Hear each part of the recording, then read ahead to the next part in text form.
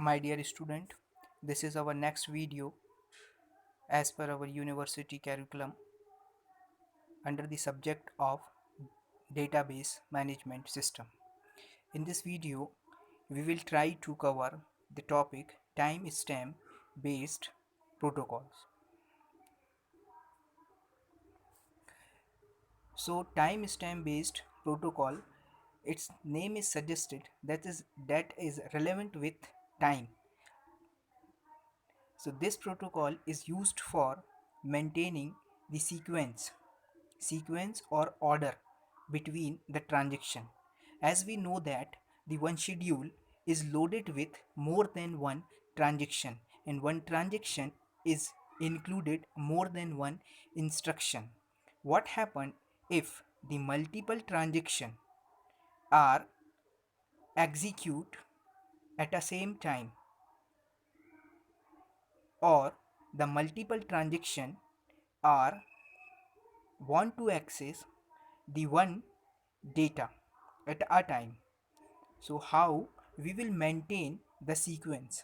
For maintaining the sequence, for maintaining the order of transaction, this timestamp based protocol is used. So what is the role of timestamp based protocol? This timestamp based protocol is used for maintaining the sequence of transaction for execution in the system.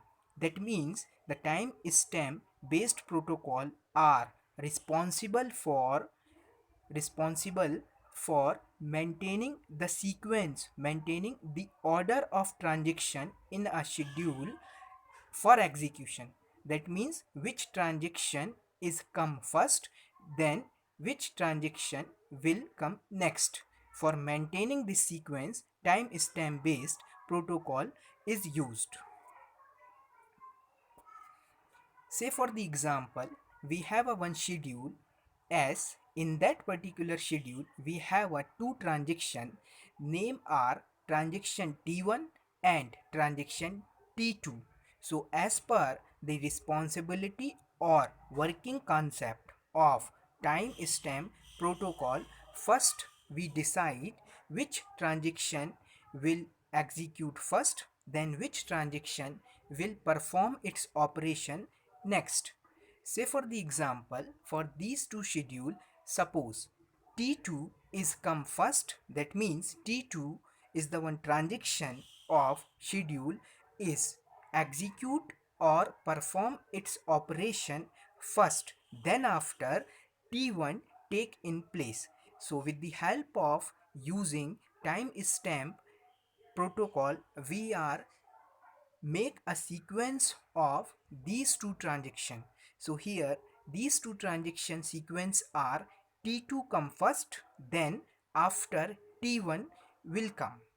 This is also used for resolving the clashing or conflict. If there is no conflict, there is no clashing between the transaction, that means our transaction or our schedule is consistent schedules. Timestamp means that system clock. That means timestamp is not any number, it's a system clock time. The system clock time means that at what time a transaction will come into the system, or we can say a timestamp is treated as a token number similar to system clock, that is indicate which transaction come at what time into the system, and that will be counted as a timestamp, or it is similar like a token number. So what is timestamp? Timestamp is nothing but that is a system clock time. A system clock time for what? A system clock time for transaction. It means when the transaction enter into the system, at that time is considered as a timestamp for particular transaction. Note, this is very important point. The timestamp value is always unique and not repeated. and it is the value of system clock.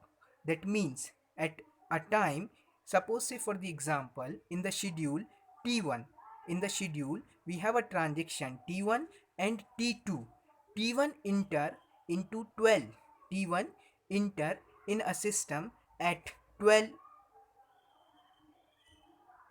o'clock, say for the example, and 12 o'clock is the system clock time. So transaction T1 timestamp value is 12 o'clock. It should be unique for T1, and this timestamp for T1 is not repeated and not utilized for upcoming transaction. Next, note number 2. This is also very important. Timestamp is basically used for ordering the transaction to avoid the conflict condition. This is the very important line why we are using a timestamp protocol. The timestamp protocol, as the earlier slide I am already told to you, the timestamp protocol is basically used for maintaining the sequence and order. The type of timestamp. The timestamp is categorized for two type. Number one, the timestamp for transaction. Number two, the timestamp for data item. So here in this slide I am explaining timestamp for transaction. That means what is the meaning of timestamp for transaction. So one schedule is including a number of transaction. So here we are discussing timestamp for transaction. And timestamp, what is timestamp? Timestamp is nothing but that is the system clock time. At what system clock time a transaction is taken place for the execution or performing some operation. So there are two timestamp. Number one, timestamp for transaction. Number two, timestamp for data item. So in this slide, timestamp for transaction. So this is denoted as TS in bracket T1. So T is indicating time, S is indicating stamp, and T1 is the transaction is equals to timestamp value. Here we are writing the system clock time.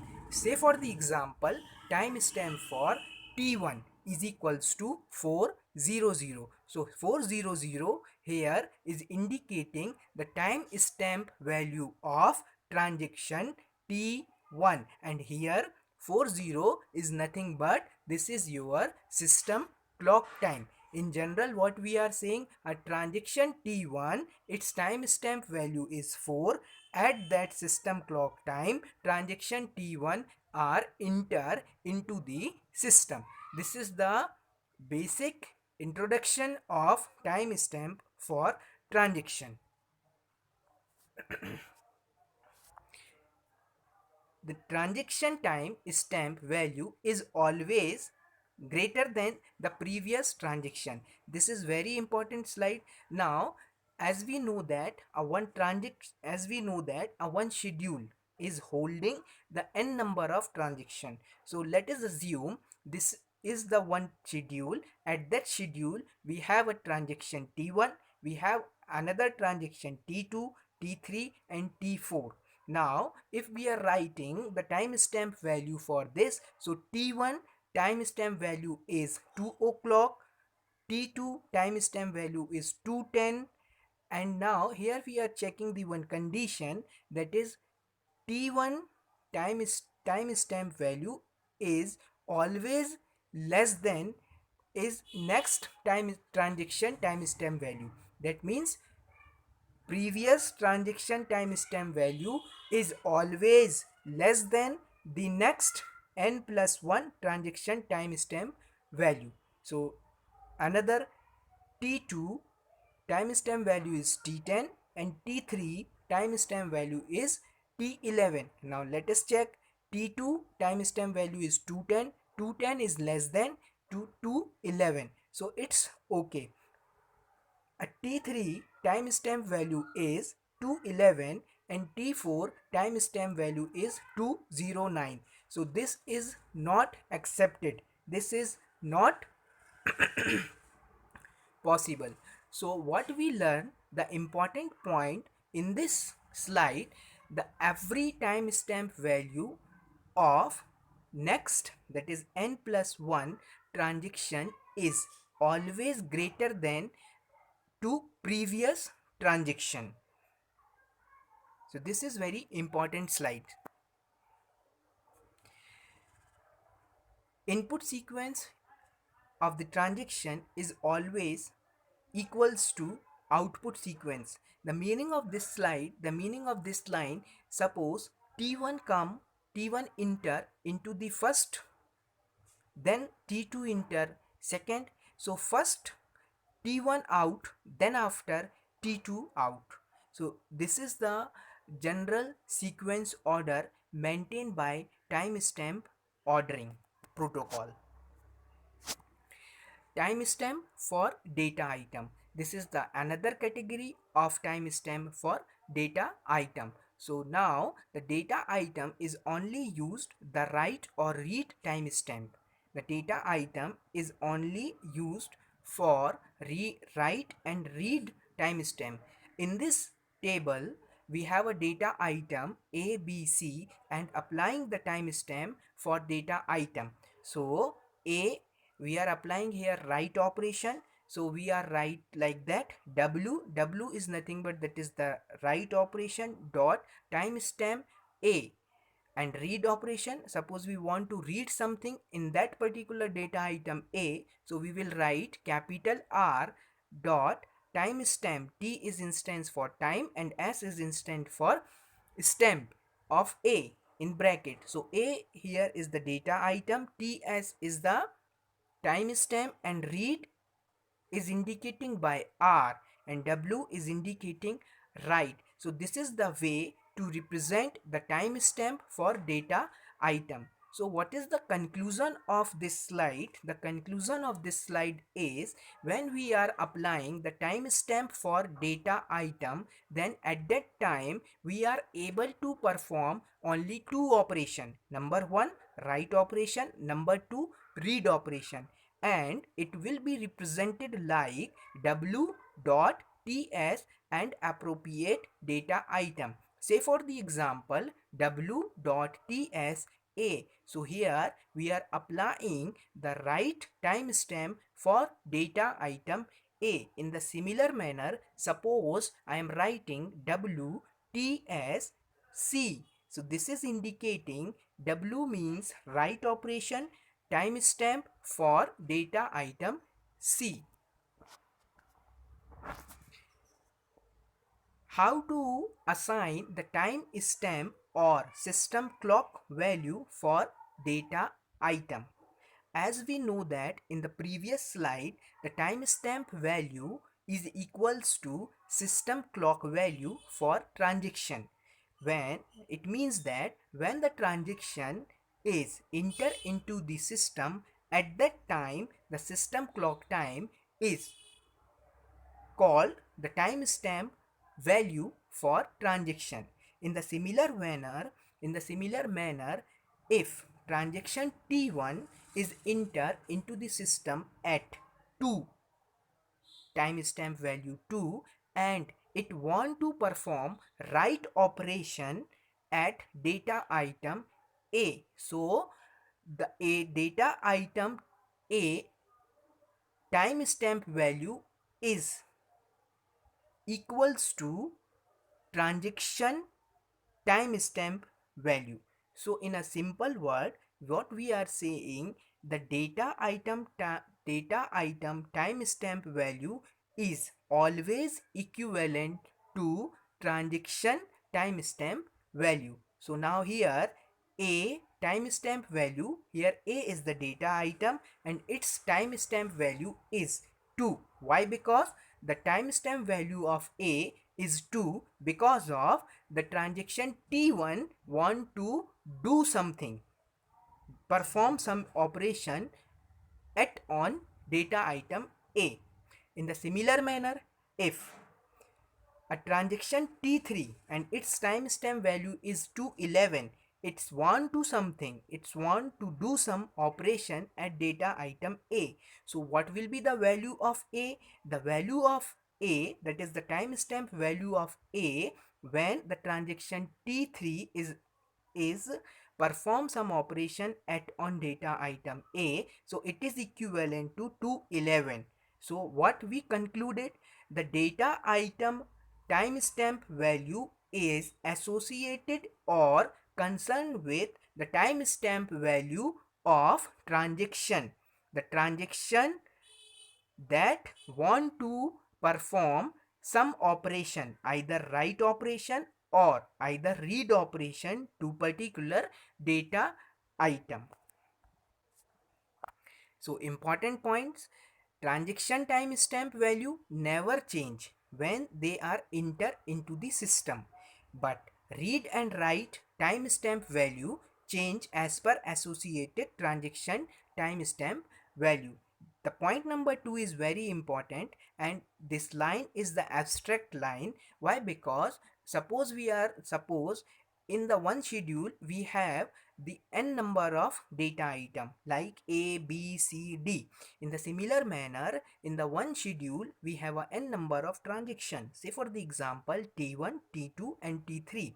As we know that the transaction timestamp is unit timestamp, the transaction timestamp value is the system clock value, and when the transaction enter into the system, then for that transaction value, system clock value is used as a transaction timestamp value.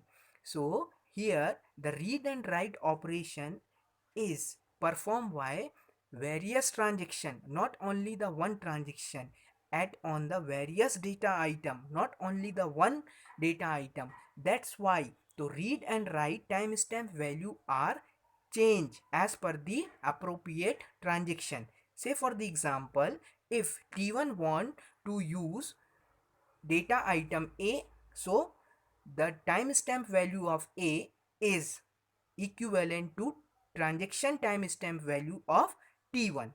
In the similar way, if T3 want to do some operation at on data item A, so timestamp value of A is changed, and it is in this time equivalent to timestamp value of T3. That's why I am writing here read and write timestamp value change as per associated with transaction timestamp, but the transaction timestamp value never change.